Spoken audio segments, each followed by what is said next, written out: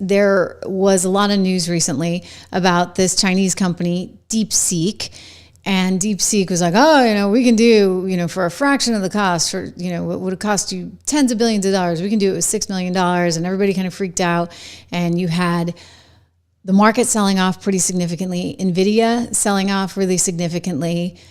I mean, these guys were using NVIDIA chips for whatever that's worth, right? So they were still using our products. And we know the Chinese are very good at copying things. One of the things that struck me on that whole story was that, as a journalist, I'm looking at it, and I think you pointed out to me that the story originally aired like early December in Bloomberg. It was kind of a puff piece on this company, DeepSeek, out of China. And then it was in Wired, and again, like another puff piece. But those are two, I used to work at Bloomberg, and I know that Bloomberg really likes to make nice with China. And likely that was sort of what you call a planted story from a PR person that gave them sort of the spin. You see the same story in Wired, and then all of a sudden, like over the weekend, 2 days after, Larry Ellison and Donald Trump announced their initiative, and they're going to put all this money into AI. Boom, presto, that story goes everywhere over the weekend. Sunday night, people are flipping out. You see the Asian markets selling off. Sure enough, U.S. markets selling off, NASDAQ selling off. Everybody's rattled. And yet, it really wasn't what you think. You've written a lot on this. We've talked a lot about this. It's, again, if you go to 76research.com, I encourage you to get our 76 report. Tell me what you really think is going on with DeepSeek. Yeah, no, it's sort of the context is interesting because as you pointed out, it was this information about, the technical paper came out in December, but talking about the $6 million that DeepSeek claimed to have spent on building its AI model, which is like way below what all of the US counterparts spent. But it wasn't until like the weekend of like January 26th, 2 weekends ago that, somehow all this information got put in front of investors and led to this panic. Monday morning, NVIDIA's trading way down in about a couple dozen stocks that are very, very tightly tied to the idea of an AI related capital spend. Really just got destroyed in the market.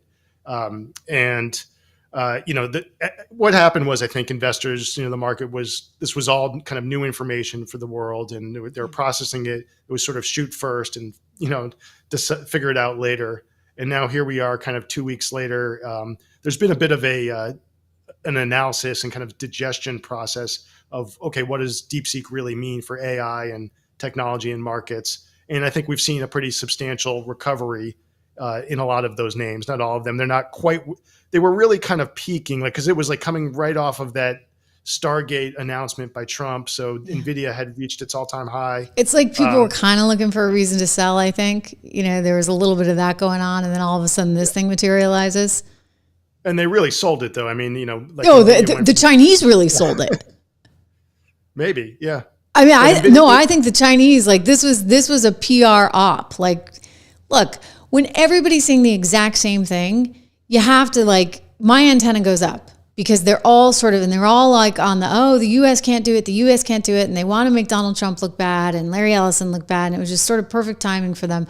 All of a sudden, this thing reaches a crescendo 48 hours after they announce what they're doing here in the U.S. I think that was actually kind of deliberate. One of the things I think is true is, like, the Chinese are good at copycatting. Like, they can, they'll copy, they'll lean over and look at your homework, but are they really going to innovate? Are they going to innovate and take this thing beyond? Are their machines going to be better? I mean, it is kind of, it's important that we focus on it because it's kind of a race.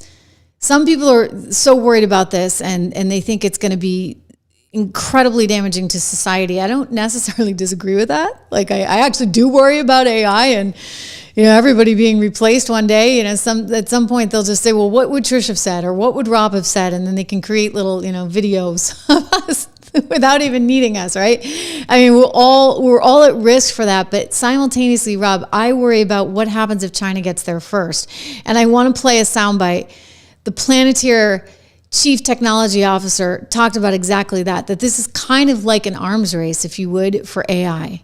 I think one of the obvious lessons of DeepSeek R1 is something that we've been saying for the last 2 years, which is that the models are commoditizing. Yes, they're getting better across both closed and open, but they're also getting more similar, and the price of inference is dropping like a rock. But I think the real lesson, the more profound one, is that we are at war with China. We are in an AI arms race.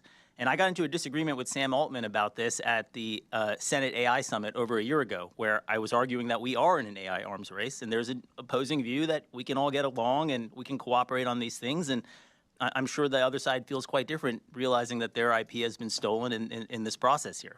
But this war started long ago. It was an economic war with the ascension of China to the World Trade Organization, the greatest IP theft in history, the greatest wealth transfer in history. It is an opium war. The number one cause of deaths of 18 to 45-year-olds in this country is fentanyl. That is coming from China. It is a diplomatic war. The Belt and Road Initiative is basically indentured servitude for other countries to the CCP here. And the unprecedented phase zero gray zone operations of the CCP, how many times are we going to believe that anchors are dragged across the sea that cut undersea cables here? But I think one of the things, China knows they're at war. The question is, we kind of equivocate on it as a peace-loving nation. But one of the things I want to make sure we all do realize is that the engineering in R1 is exquisite. The optimizations that they've done are really impressive. And I don't think you can get away with the facile explanation that the Chinese just copy and we're the only innovators. We have to wake up with the respect for our adversary and realize that we are competing. But they absolutely did steal a lot of that through distillation of the models, and perhaps they stole even more. And then you can look at the GPU sales growth in Singapore. It's a tiny island nation. I'm pretty sure there's some sanction invasion going on there. And we have to realize that the AI race is winner take all, and it's going to be a whole of nation effort that extends well beyond the DoD in order for us as a nation to win. And that M-Day was yesterday. The time to mobilize has come. So that was a pretty strong statement. Like it almost, you can make the comparison to, there was an arms race in World War II, right? And one of us was going to get the nuclear bomb, and that was going to dictate the rest of the future. And thank goodness the U.S. won that. But it caused a lot of destruction, obviously, along the way. And, there are a lot of people that would say AI risks the same kind of thing. But you also just don't want it in the hands of countries that, well, how do I say this nicely, are not exactly our friends. And I think that, he's articulating, Rob, what the risk really is. Yeah. And I appreciate his point that, you don't want to be complacent about what China's capable of. I think the point he was making was that, it may not have been such a wild efficiency breakthrough that everyone was panicking about, that you wouldn't need to buy GPUs anymore, but they did figure out how to do more with less.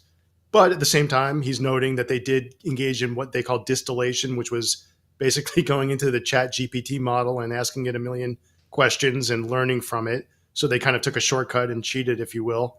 But no, absolutely. It's a global competition with China in this most crucial area of technology. And that's actually what gives me some comfort that we are going to continue to have very robust spending on AI, on data centers. And I think that's part of what we've seen over the past 2 weeks is this comfort level that the market now has that, this is not stopping. I took down some notes because we've had an earnings wave over the past couple of weeks, and some of the big Mag 7 tech platform stocks, they've given their capital spending forecasts for the year.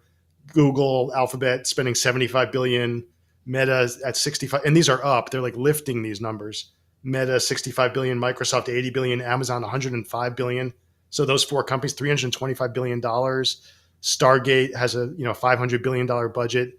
I think we're, yes, the Chinese may have figured out a way to be more efficient with the technology, but that's not stopping this, full throttle approach between government and the private sector in terms of really developing our AI footprint and investing in those resources. Yeah, and we saw, while NVIDIA isn't back to the levels it was right as Stargate was announced, It has certainly recovered a lot. I should point out that NVIDIA is actually not in any of our model portfolios. And the only reason for that is we just figure, you can get that in the S&P 500 and you probably should be invested in the S&P 500 and you have that exposure. But we have other picks, especially within the resilience portfolio. I'd encourage you guys to go look at that. The resilience portfolio which is about growth. And the idea is to be able to play off of AI and the growth within the sector, but have the optionality companies that aren't, say, the most obvious ones like an NVIDIA.